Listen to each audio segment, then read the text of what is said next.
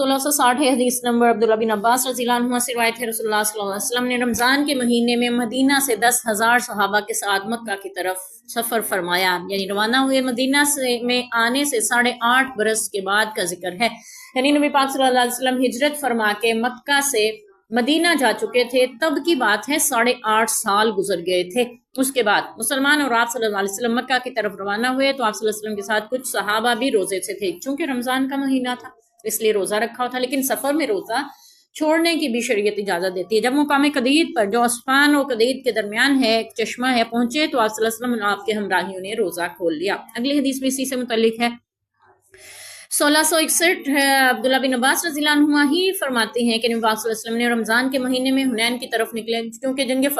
فتح مکہ ہوئی تھی، اس کے فوراً بعد ہی حنین ہوئی تھی، وہ بھی رمضان میں، جنگ بدر بھی رمضان میں ہوئی، فتح مکہ بھی رمضان میں ہوئی، غزوہ حنین بھی رمضان میں ہوا۔ تو آپ صلی اللہ علیہ وسلم کے ساتھ والے لوگوں کا ایک حال نہ تھا، یعنی بعض لوگ روزہ دار تھے اور بعض روزے کے بغیر تھے۔ چنانچہ آپ صلی اللہ علیہ وسلم اپنی سواری پر بیٹھ گئے تو ایک برتن میں پانی یا دودھ منگوا کر اپنی ہتھیلی یا سواری پر رکھا، پھر اسے پیا۔ پھر لوگوں کی طرف نظر کی تو جنہوں نے نہ رکھا تھا روزہ، انہوں نے روزہ داروں سے کہا کہ تم بھی افطار کر لو، کیونکہ نبی پاک افطار کر چکے۔ اور اس کے بارے میں ایک اور تفصیل بھی آتی ہے کہ یہ ام سلمہ رضی اللہ عنہا کا مشورہ تھا، آپ صلی اللہ علیہ وسلم بار بار کہہ رہے تھے روزہ کھول لیں، جنہوں نے نہیں، تو انہوں نے کہا تھا کہ اللہ کے رسول آپ نہ پریشان ہوں، آپ خود کھول دیں، افطار کر دیں، تو باقی بھی افطار کر دیں گے۔ بہرحال وہ الگ واقعے میں بھی آتا ہے، یعنی اب جب عمرہ کی غرض سے آئے تب کی بات نہیں، اور یہاں پہ تو یہاں پہ حنین کے دن بھی ایسے ہوا۔ اگلی حدیث میں فتح مکہ سے متعلق ہی ہے، 1662 عروہ بن زبیر رضی اللہ عنہ فرماتے ہیں کہ جب رسول اللہ صلی اللہ علیہ وسلم فتح مکہ کے لیے سال روانہ ہوئے تو خبر قریش کو پہنچی، یعنی بالکل قریب جب نبی پاک پہنچ گئے تھے نا مکہ کے، تب انہیں یہ خبر پہنچی کہ کوئی لشکر آ رہا ہے ان کی طرف۔ اس سے پہلے آپ صلی اللہ علیہ وسلم نے مکہ پر چڑھائی کے منصوبے کو خفیہ رکھا تھا، قریش سے بھی، عرب کے لوگوں، یہاں تک کہ مسلمانوں میں سے بھی چند ایک خواص کو صرف اس کا علم تھا اور باقی کسی کو نہیں پتا تھا۔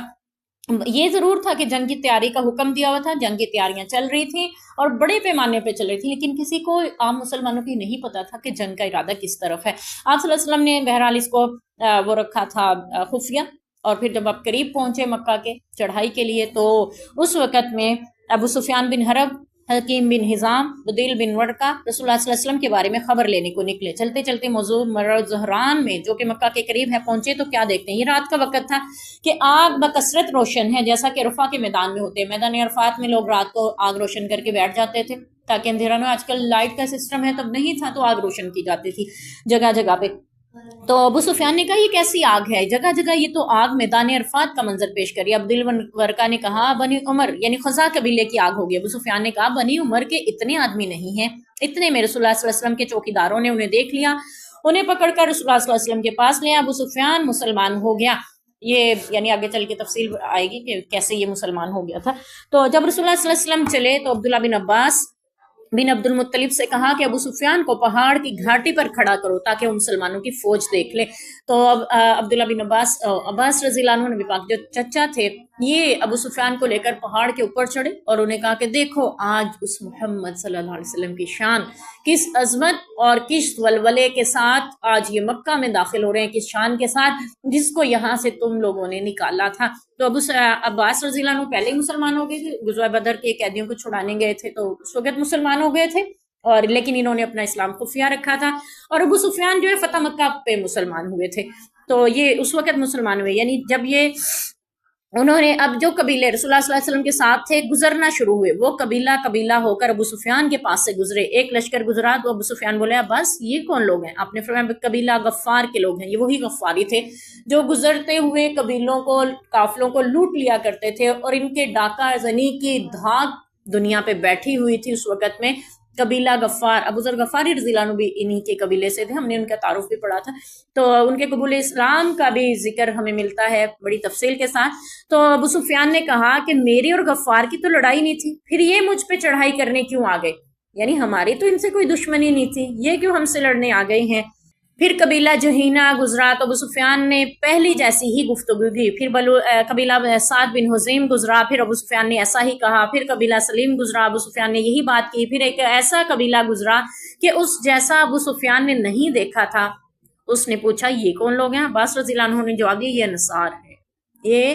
انصار ہیں، جو اتنے زیادہ تعداد میں اور اتنے جوش میں تھے کہ ابو سفیان ان کو دیکھ کے ہکا بکا ہو رہا تھا، اور ان کے امیر سعد بن عبادہ رضی اللہ عنہ ہیں، انہی کے پاس جھنڈا ہے۔ پھر سیدنا سعد بن عبادہ نے کہا ابو سفیان آج کا دن کفار کے قتل کا دن ہے، آج کے دن کعبہ حلال ہو جائے گا، یعنی کفار کا قتل وہاں پہ جائز ہے، آج کے دن اللہ تعالیٰ حلال کر دیں گے۔ تو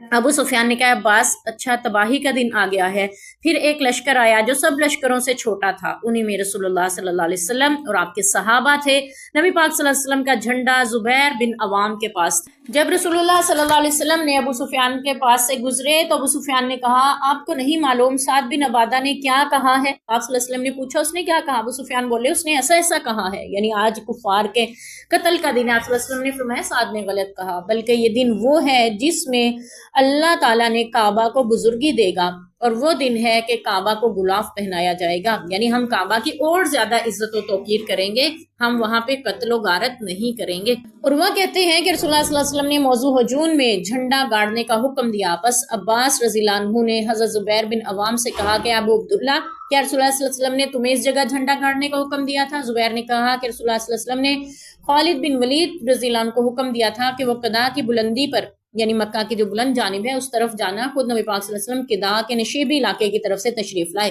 یعنی دونوں طرف سے مکہ کو گھیر کر اس میں داخل ہوا جائے تاکہ اسلام کی عظمت اور ہیبت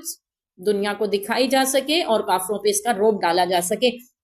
حضرت خالد بن ولید رضی اللہ عنہ کی فوج میں 200 سوار جو تھے وہ حبیس بن نشر اور قرض بن جابر فہری اس دن شہید ہوئے تھے۔ اگلی حدیث بھی فتح مکہ سے متعلق ہے۔ 1663 عبداللہ بن مغفل رضی اللہ عنہ فرماتے ہیں فتح مکہ کے دن میں نے رسول اللہ صلی اللہ علیہ وسلم کو اونٹنی پر سوار دیکھا، آپ صلی اللہ علیہ وسلم سورہ فتح خوش الحانی سے پڑھ رہے تھے۔ سورہ فتح نازل کب ہوئی تھی؟ صلح حدیبیہ کے وقت، اور آپ صلی اللہ علیہ وسلم اس کی تلاوت فتح مکہ کے وقت پڑھے تھے، کیونکہ اس میں ہی بشارت دی گئی تھی نا فتحنا لک فتح مبینہ، بے شک ہم نے آپ کو فتح مبین عطا فرمائی ہے۔ سیدنا عبداللہ بن مغفل رضی اللہ عنہ کے شاگرد معاویہ بن کرہ کہتے ہیں کہ اگر مجھے یہ ڈر نہ ہوتا لوگ میرے گرد جمع ہو جائیں گے تو میں بھی اسی طرح خوش الحانی سے پڑھتا جیسے عبداللہ بن مغفل رضی اللہ عنہ پڑھ کر سنایا کرتے تھے۔ 1664 حدیث نمبر عبداللہ بن مسعود رضی اللہ عنہ فرماتے ہیں نبی پاک صلی اللہ علیہ وسلم فتح مکہ کے دن مکہ میں گئے، اس وقت خانہ کعبہ کے گرد 360 بت تھے۔ آپ صلی اللہ علیہ وسلم نے اپنے ہاتھ کی لکڑی سے ان بتوں کو مارتے جاتے ہوئے فرماتے جاتے تھے جاء الحق وزہق الباطل، حق آ گیا اور باطل مٹ گیا، حق آیا باطل مٹ گیا، اور اب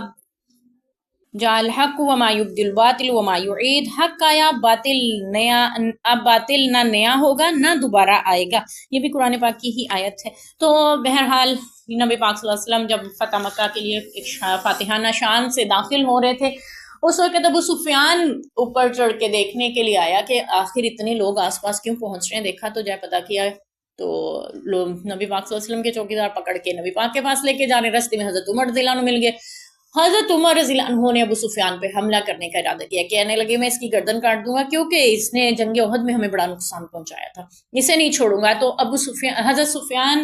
حضرت عباس رضی اللہ عنہ سامنے آئے، کہنے لگے کہ میں اسے پناہ دے چکا ہوں، جب تک نبی پاک صلی اللہ علیہ وسلم اس کے بارے میں فیصلہ نہیں کریں گے تب تک تم اسے کوئی نقصان نہیں پہنچاؤ گے۔ یوں وہ ابو سفیان کو بچاتے ہوئے حضرت عمر رضی اللہ عنہ سے اپنے پیچھے لیتے ہوئے نبی پاک کے پاس پہنچے، تو آپ صلی اللہ علیہ وسلم نے ان کو اپنے خیمے میں آنے کی اجازت دی، ابو سفیان سے بات چیت ہوئی اور پھر ابو سفیان نے وہیں پہ اسلام قبول کیا۔ تو حضرت عباس رضی اللہ عنہ نے عرض کی کہ اللہ کے رسول ابو سفیان مکہ کا چودھری ہے، آپ اس کے لیے کوئی خاص اعزاز قائم کریں، ایک سردار ہے تو کوئی خاص اعزاز ہونا چاہیے۔ تو آپ صلی اللہ علیہ وسلم نے فرمایا تھا ہم یہ بھی کہتے ہیں جو ابو سفیان کے گھر میں داخل ہو گیا اس کو بھی پناہ دی جائے گی، اس کو بھی امان دی جائے گی۔ تو یوں ابو سفیان رضی اللہ عنہ جو ہیں وہ ایک خاص اعزاز کے ساتھ وہاں سے لوٹے اور وہیں پہ ان کا اسلام قبول کرنا بھی آتا ہے۔ اور نبی پاک صلی اللہ علیہ وسلم جب مکہ میں داخل ہو رہے تھے تو آپ صلی اللہ علیہ وسلم کے بارے میں آتا ہے اونٹنی پہ سوار تھے اور گردن مبارک اس قدر عاجزی سے جھکی ہوئی تھی کہ وہ اونٹنی کی گردن سے لگی ہوئی تھی۔ جب کوئی فاتحانہ شان سے داخل ہوتا ہے اس کی چال میں رونت اور تکبر ہوتا ہے، لیکن نبی پاک صلی اللہ علیہ وسلم عاجزی انکساری تواضع کے ساتھ انا فتحنا لک فتحا مبینہ کی تلاوت فرماتے ہوئے داخل ہو رہے تھے کہ بے شک اللہ نے ہمیں کھلی فتح عطا کی۔ یہ نہیں کہہ رہے تھے کہ ہم نے آج مکہ فتح کر لیا۔ تو یہاں سے آپ صلی اللہ علیہ وسلم کی عاجزی اور توزع کا بھی پتہ چلتا ہے۔ پھر آپ صلی اللہ علیہ وسلم نے لا تسریب علیکم اليوم کا اعلان بھی فرمایا کہ آج تم پر کسی قسم کا کوئی سزا یا بدلہ تم سے نہیں لیا جائے گا۔ عام معافی کا اعلان ہونا تھا کہ مسلمان لوگ جو تھے جو دائرہ اسلام میں داخل ہونے لگے، کچھ چند ایک لوگ جو تھے ان کے بارے میں آتا ہے کہ ان کو قتل کرنے کا حکم بھی دیا، کیونکہ ان کے جرم جو تھے ناقابل معافی تھے، جن میں سے 2 جو تھے وہ حضرت علی رضی اللہ عنہ کی بہن ام ہانی رضی اللہ عنہ کے دیور تھے، تو وہ ان دونوں کو پناہ دے چکی تھی۔ وہ بھاگ کے، ام ہانی چونکہ مسلمان ہو چکی ہوئی تھی، ان کے گھر میں پناہ لی۔ تو آپ صلی اللہ علیہ وسلم غسل فرما رہے تھے جب ام ہانی نبی پاک کے گھر میں تشریف لائیں، حضرت فاطمہ رضی اللہ عنہ پردہ کیے کھڑی تھیں، تو آپ صلی اللہ علیہ وسلم نے پوچھا کون ہے؟ کہنے لگی اللہ کے رسول ام ہانی آئی ہیں۔ کہتی ہیں کہ اللہ کے رسول میں اپنے ان دیوروں کو پناہ دے چکی ہوں اور حضرت علی ان کے پیچھے پڑے، ان کو قتل کرنے کا آپ نے حکم دیا۔ آپ نے فرمایا جس کو ام ہانی نے پناہ دی اسے ہم نے بھی پناہ دی۔ تو آپ صلی اللہ علیہ وسلم نے ام ہانی کی پناہ دینے کو اتنی اہمیت دی، اس کو بھی ہم تفصیل سے پہلے ذکر کر چکے ہیں حضرت ام ہانی کے تعارف میں۔ تو یعنی ان کو معاف ہو گیا تھا۔ پھر ایک شخص تائب ہو گیا تھا، یعنی اس نے آ کے توبہ کر لی تھی کہ اللہ کے رسول آئندہ ایسا کوئی جرم یا ایسی خطا نہیں ہوگی، تو آپ نے اس کی توبہ کو بھی قبول فرمایا تھا۔ ایک شخص رہ گیا تھا جس کا نام تھا ابن خطل، یہ وہ شاعر تھا جو نبی پاک صلی اللہ علیہ وسلم کی شان میں گستاخانہ شعر کہا کرتا تھا، ہجو بیان کرتا تھا، تو آپ صلی اللہ علیہ وسلم نے اس کے قتل کا بھی حکم دیا تھا۔ اور پھر صحابہ اکرام نے اس کو صحن کعبہ میں، وہ غلاف کعبہ میں چمٹ کے چھپا ہوا کھڑا تھا، نکال کر وہیں پہ اس کو کاٹ دیا تھا اور اس کو ذبح کر دیا کہ اللہ کے رسول کا جو گستاخ ہے اس کے لیے کوئی معافی نہیں ہے، اور اس نے معافی خیر مانگی بھی نہیں تھی وہاں پہ۔ تو بہرحال یعنی جن لوگوں کے بھی قتل کا حکم تھا ان میں سے زیادہ تر معاف ہو گئے تھے، اور ایک دو کے بارے میں آتا ہے کہ انہیں قتل کر دیا گیا تھا جس میں ابن خطل بھی موجود تھا، باقی سب کے لیے عام معافی کا اعلان ہو گیا تھا۔ اور یوں بڑی فتح اللہ نے عطا فرمائی، اور پھر اس کے بعد غزوہ حنین ہوا تو اللہ تعالیٰ نے کھلی فتح عطا فرمائی، جس کی پیشین گوئی اللہ تعالیٰ نے صلح حدیبیہ کے موقع پہ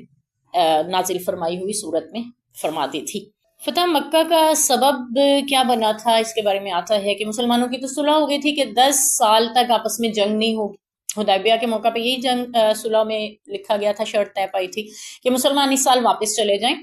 اور اگلے سال آ کے عمرہ کر لیں، لیکن پھر یہ ہے کہ 10 سال تک اب جنگ نہیں ہوگی۔ اور یہ بھی شرط اس میں تھی صلح حدیبیہ کے معاہدے میں کہ جو بھی قبیلہ جس کا حلیف بننا چاہے بن سکتا ہے، جس کے ساتھ رہنا چاہے رہ سکتا ہے، یعنی اس کے ساتھ اپنا حلف نامہ لے سکتا ہے۔ تو پھر جو ہے کہ کچھ قبیلوں نے قریش کے ساتھ حلیف بن گئے اور کچھ جو ہے مسلمانوں کے حلیف ہو گئے۔ تو جو قریش کے حلیف تھے انہوں نے مسلمانوں کے حلیف پہ بعد میں کچھ عرصہ گزرنے کے بعد حملہ کر دیا، تو اور جنگ ہوئی تو قریش نے اپنے حلیف لوگوں کا ساتھ دیا، اور نبی پاک صلی اللہ علیہ وسلم، وہ لوگ جو تھے مسلمانوں کے حلیف وہ کعبہ میں بھی جا کے چھپے، لیکن وہاں بھی انہیں مان نہ دی گئی، وہیں پہ جا کے قتل بھی کر دیا گیا۔ تو وہ پھر فریاد لے کے نبی پاک صلی اللہ علیہ وسلم کے پاس مدینہ آئے، آپ صلی اللہ علیہ وسلم نے قاصد کو بھیجا کہ جا کر اس جو ہے مسئلے کو حل کیا جائے، قریش سے بات کی جائے کہ یا تو وہ خون بہا دیں، یعنی ہمارے حلیف قبیلے کے جو لوگ مرے ہیں ان کا خون بہا دیا جائے، تو یا پھر قصاص دیا جائے،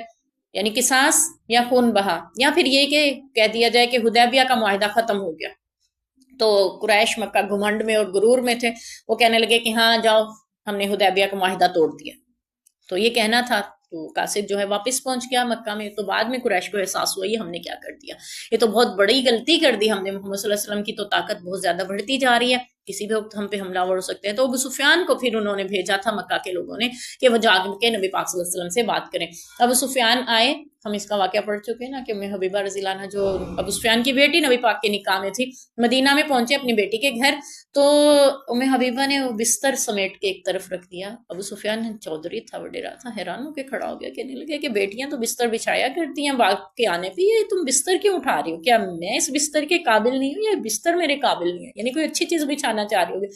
تو بیٹی کہنے لگی کہ نہیں ابا جان، آپ مشرک ہیں اور یہ میرے نبی کا پاک بستر ہے، آپ اس پہ نہیں بیٹھ سکتے۔ تو ابو سفیان کچھ نہیں کہہ سکا سوائے اس کے کہ تم یہاں کی بہت بگڑ گئی ہو، یعنی کچھ ایسے الفاظ جیسے اکثر بیٹیوں کو کہتے ہیں زیادہ ہی خراب ہو گئی ہو تم۔ تو پھر بہرحال وہ ابوبکر صدیق رضی اللہ عنہ سے ملا، حضرت عمر سے ملا، باقی صحاب سے ملا کہ کوئی صلح کو دوبارہ بحال کیا جائے ان شرائط کو۔ تو انہوں نے کہا کہ ہم کچھ نہیں کہہ سکتے، اللہ کے رسول سے ملیں جو وہ فیصلہ فرمائیں گے۔ تو آپ صلی اللہ علیہ وسلم سے ملا اور کہنے لگے کہ ہم حدیبیہ کے معاہدے کو بحال کرنا چاہتے ہیں، آپ خون بہا لینا چاہتے ہیں، آپ قصاص لینا چاہتے ہیں، جو کہیں گے وہ دیں گے، لیکن حدیبیہ کا معاہدہ بحال کرنا۔ آپ نے فرمایا اب نہیں ہو سکتا۔ تو پھر یوں اللہ تعالیٰ نے یہ سبب بنایا، وہ 10 سال پورے ہونے سے پہلے ہی